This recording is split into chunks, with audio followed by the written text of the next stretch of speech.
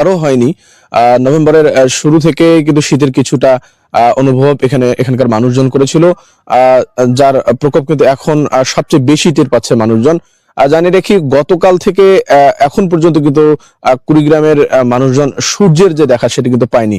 আর শীতের প্রভাবটা এখানে অন্যান্য জেলাগুলোর তুলনায় বরাবরই একটু বেশি থাকে, তার ব্যতিক্রম এবারও হয়নি। আর শীতের এই প্রকোপের কারণে সবচেয়ে বেশি বিপাকে যারা পড়েছে তারা কিন্তু এখানকার খেটে খাওয়া মানুষজন। জানিয়ে রাখি, আমি রাজারহাট আবহাওয়া অফিসের কর্মকর্তা জনাব সুবল চন্দ্রের সাথে কথা বলে যতটুকু জানতে পেরেছি, তিনি আমাকে জানিয়েছেন যে এখানকার তাপমাত্রা আসলে 11 থেকে 13 ডিগ্রির মধ্যেই উঠানামা করছে।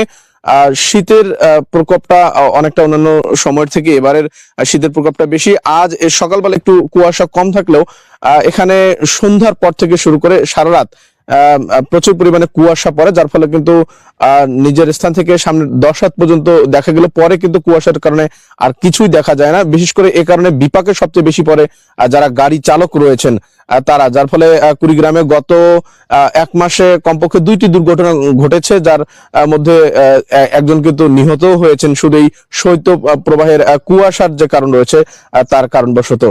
এছাড়াও এখানে সবচেয়ে বেশি শীতের কারণে সবচেয়ে বেশি অসুস্থতার শিকার হয়েছেন শিশু এবং বৃদ্ধরা, যেটা কিন্তু হাসপাতালগুলোতে গেলে লক্ষ্য করা যায়। এখন শিশু এবং বৃদ্ধ রোগীর সংখ্যাটা কিন্তু অনেকটা বেশি। কুড়িগ্রামের মানুষজন আসলে একটু হতদরিদ্র হয়, এই অঞ্চলের যে খেটে খাওয়া মানুষরা রয়েছেন তারা কিন্তু শীত আসলে অনেকটা বিপাকেই পড়েন। তবে জেলা প্রশাসনের সাথে আমরা কথা বলেছি, তারা আমাদেরকে যেমনটি জানিয়েছেন যে শীতকে মোকাবেলার জন্য উষ্ণ বা গরম কাপড়ের যে ব্যবস্থা তারা কিন্তু সেটির জন্য প্রস্তুত রয়েছে, এবং ইতিমধ্যেও কিছু কিছু জায়গায় বিভিন্ন উপজেলা প্রশাসনের উদ্যোগে উপজেলার বিভিন্ন জায়গায় তারা কিন্তু শীতবস্ত্র বিতরণের যে কার্যক্রম সেটি কিন্তু চালিয়েই যাচ্ছে, এবং শীত থাকা পর্যন্ত তাদের এই কার্যক্রম অব্যাহত থাকবে।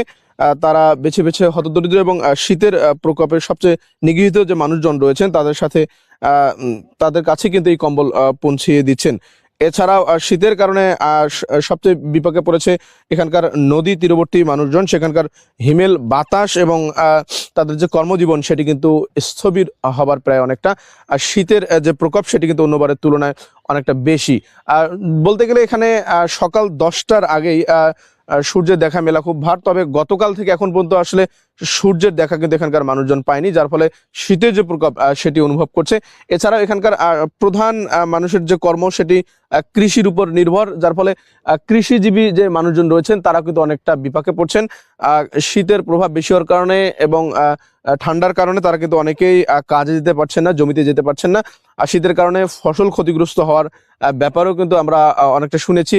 পাতা কুঁচকিয়ে যাওয়া থেকে শুরু করে পাতার রং হলুদ হয়ে যাওয়া সহ বিভিন্ন সমস্যা কিন্তু শীতকালীন যে ফসলগুলো সেগুলোও কিন্তু পড়ছে।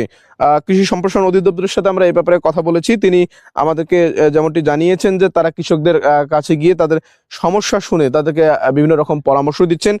আর্থিক প্রণোদনা দেওয়ার ব্যাপারেও তারা কিন্তু প্রস্তুত রয়েছেন, যে কোনো সমস্যায় তারা এগিয়ে আসবেন। তো সব মিলিয়ে কুড়িগ্রামে শীতের যে পরিস্থিতি সেটি কিন্তু অন্যবারের তুলনায় এবার অনেকটা ভয়াবহ বলতে গেলে শৈত্যপ্রবাহের মতো অবস্থা এখানে বইছে। আর রাত্রে কিন্তু অনেকটা বৃষ্টির পানির মতো শীতের যে ব্যাপারটা সেটি কিন্তু এখানে দেখা যায়। অনেকে বৃষ্টি বলে থাকলেও এটি আসলে কুয়াশা যেটি সেটি কিন্তু পড়ে। সব মিলিয়ে জনজীবন একদম স্থবির হওয়ার প্রায় শীতের যে কারণ, তার ফলে স্থানীয় মানুষজন তারা তাদের মতো করে শীত নিবারণের জন্য কেউ খড়কুটো জ্বালিয়ে, কেউ আগুন জ্বালিয়ে চেষ্টা করছেন শীত নিবারণের। জেলা প্রশাসনের পক্ষ থেকে বিতরণ হচ্ছে শীতের কম্বল থেকে শুরু করে নানা ধরনের শীতবস্ত্র। হাসপাতালগুলোতে বাড়তে শুরু করেছে শিশু এবং বৃদ্ধ রোগীর সংখ্যা। তো এই ছিল আমার কাছে কুড়িগ্রামের শীত নিয়ে সর্বশেষ পরিস্থিতি।